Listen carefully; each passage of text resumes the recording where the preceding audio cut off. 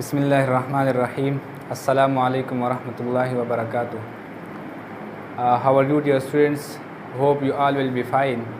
I am Waqar Ahmad and I will teach you class 10 mathematics.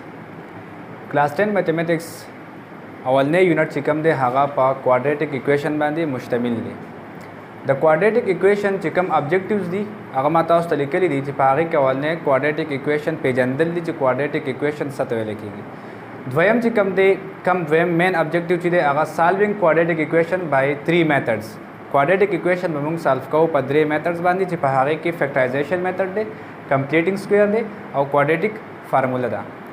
د خپل کلاس د آغاز نه مخکې به موږ د خپل کلاس 9 یو ټاپک ریوایز کو په هغې کې تاسو لینیر اکویشن سټډي کړو چې لینیر اکویشن څه ته ویل کېږي.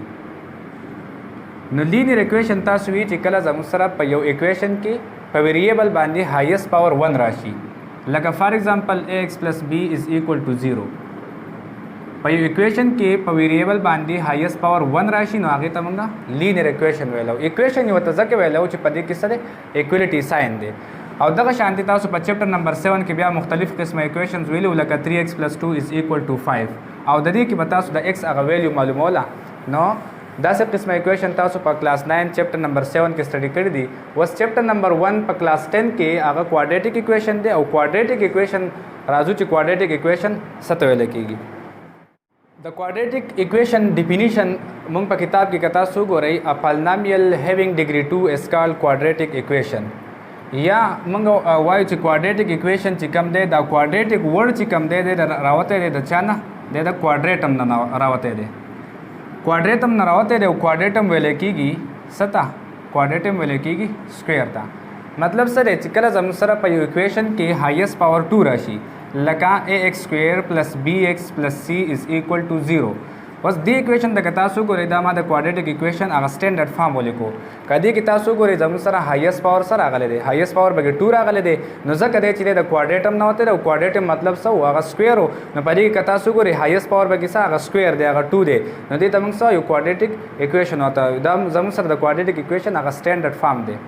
دغه شانتي مختلف قسمه اکویشن برازي چې فار ایگزامپل 2x² + 3x + 1 = 0. دا زموږ سره یو کوادریټک اکویشن یو اگزامپل دی. دا زموږ سره جنرال فارم دی. کوادریټک اکویشن سټینډرډ فارم دی چې موږ کوادریټک اکویشن په دې فارم کې کوم لرا کړو نو موږ به پیژندې شو چې دا زموږ سره کوادریټک اکویشن دی. په دې کې بیا تاسو چې نو هغه درې وړه ټرمونه زده کړو چې دا زموږ سره هغه کانسټنټ ټرم دی. دا به بیا تاسو له دا به زموږ سره هغه لینیر ټرم دی او دا به کې زموږ سره کوم یو ټرم دی د تاسو سره کوادریټک ټرم دی.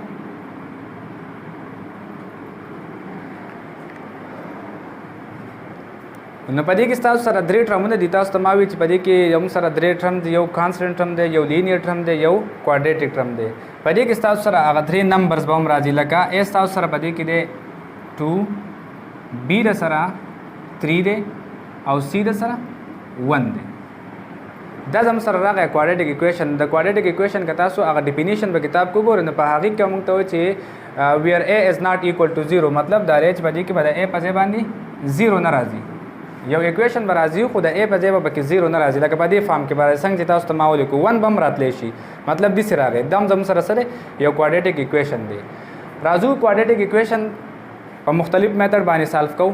په هغې کې اولنی میتھډ زموږ سره فیکټرایزیشن میتھډ دی او فیکټرایزیشن میتھډ تاسو په کلاس 9 کې په چپټر نمبر 5 کې ویلو. ښه په ډیټیل سره تاسو هغه فول ایکسرسایز کړو. امید ساتم چې تاسو به پوهیږئ. راځو کې نمبر 1 کې اولنی جز ما لیکلی دی x² + 5x + 4 = 0. په کوېسچن نمبر 1 کې اولنی جز تاسو سره دی x² + 5x + 4 = 0. د فیکټرایزیشن میتھډ باندې موږ سالو کوو خو تاسو په کلاس 9 کې هغه سم اینډ پروډکټ رول ویلو. سم اینډ پروډکټ رول موږ کم میتھډ و چې موږ په هغې کې چې موږ به فرست او لاست څه کوو هغه به ملټیپلای کوو. نو فرست تاسو سره 1x² دی او لاست تاسو سره 4 دی. نو دواړه که موږ ملټیپلای کوو د دې نه راځي 4x². او دلته کې تاسو ګورئ زموږ سره 5x دی. نو موږ به داسې دوه نمبرز ګورو چې د هغې د پروډکټ نه 4x² راشي او د هغې د سم نه 5x راشي. نو دوه نمبر تاسو سره څوک دي که تاسو وګورئ تاسو سره 4 × 1 که زه 4 او 1 ملټیپلای کوم د هغې نه 4 راځي او که زه 4 او 1 پلس کوم د هغې نه +5x راځي.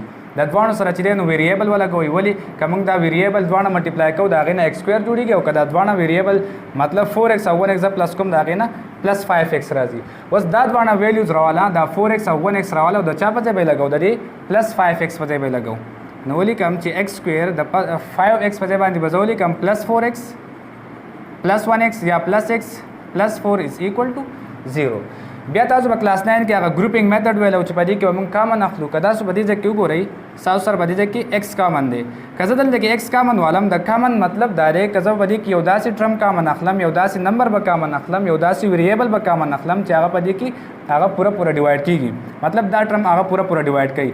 که x سکویر زه په دې x ډیوایډ کړم د دې نه راځي x او که دا 4x زه په دې x ډیوایډ کړم د هغې نه 4 راځي.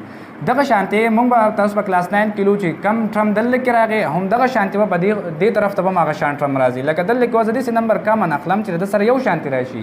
نو که تاسو وګورئ پلس x پلس 4 بالکل دغه شانتي هغه موجود دی. نو زه به دلته کې پلس 1 کامن واخلم.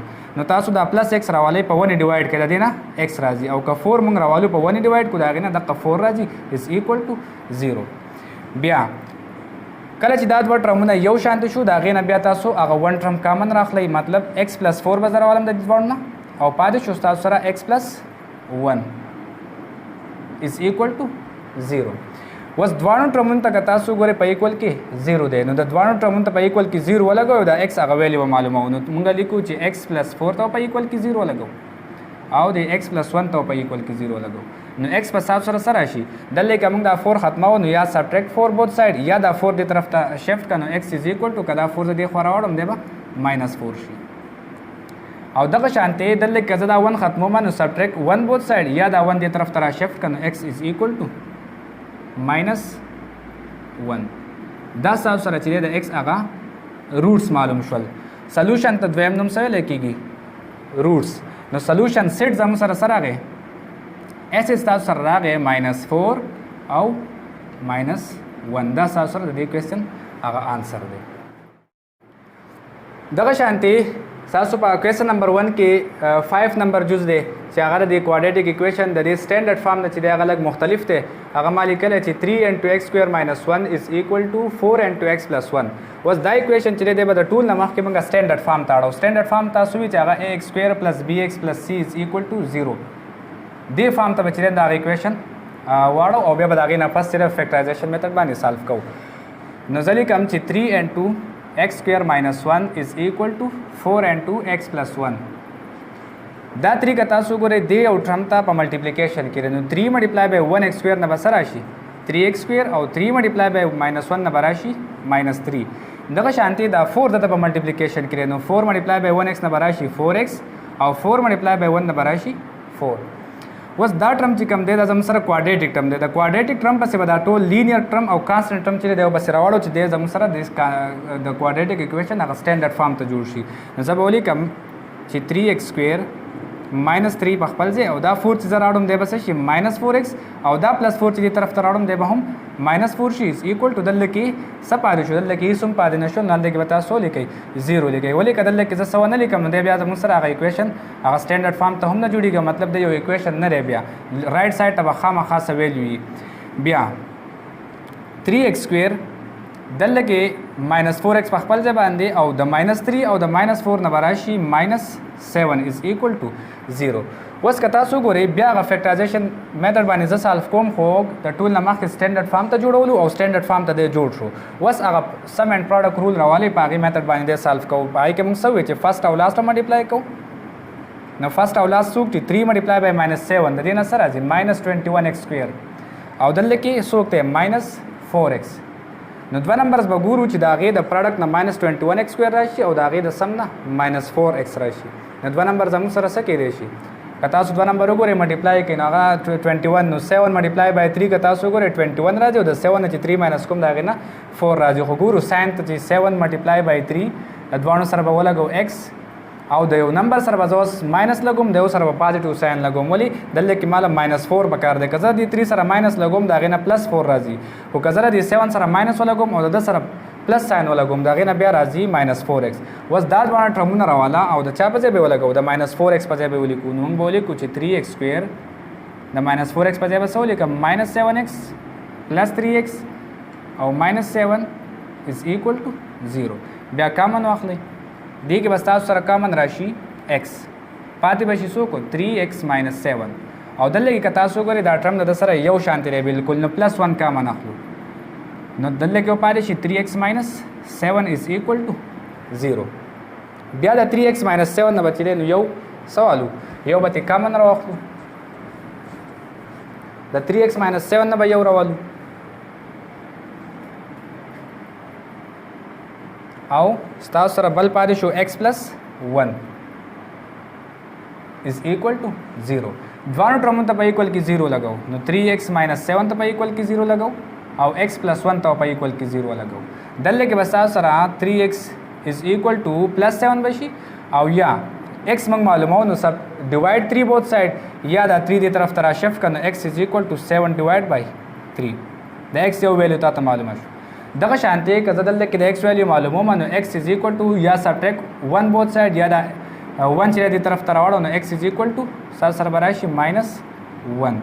نو د دې اکویشن چې کوم روټس رالو هغه 7 ور 3 هغه کوم سلوشن سیټ چې راغی هغه د 7 ور 3 او بل راغی ماینس 1.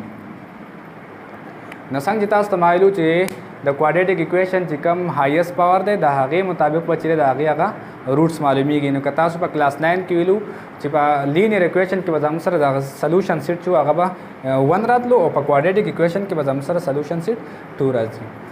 د دې ځای پورې امید ساتم چې تاسو پوه شوي یئ په فیکټرایزیشن میتھډ باندې او په کوادریټک اکویشن په ډیفینیشن باندې. ډیفینیشن تاسو سره په کتاب کې هغه موجود هم دی هغه به تاسو په خپل نوٹ بکس کې ولیکئ او دا کوادریټک اکویشن دا ډیفینیشن چې دی هغه به هم یاد کړئ او دا څومره کوېسچن چې په کوېسچن نمبر 1 کې دا به په خپله باندې سالو کړئ چې په کم کوېسچن کې تاسو ته مسله نو بیا تاسو واتساپ باندې رابطه کولی شئ. په دې ځای پورې اجازت غواړم د الله په امان.